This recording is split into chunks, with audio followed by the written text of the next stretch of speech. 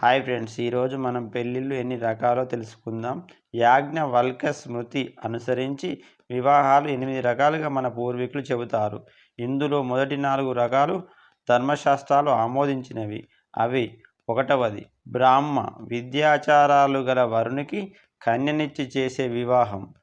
2వది దైవ యజ్ఞయాగాదులు జరిపించిన పురోహితునికి ఇవ్వవలసిన రుసుముకు బదులుగా కన్యాదానం చేయడం.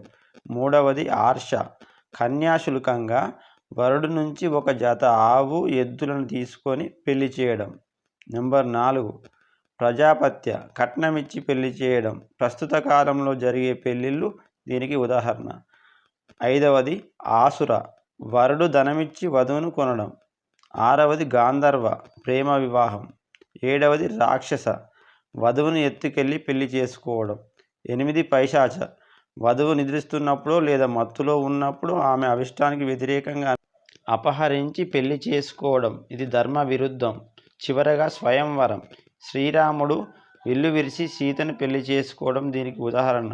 మరి ఒకటి అర్జునుడు ద్రౌపదిని పెళ్లి చేసుకోవడం. సమాచారం నచ్చితే లైక్ చేయండి, షేర్ చేయండి.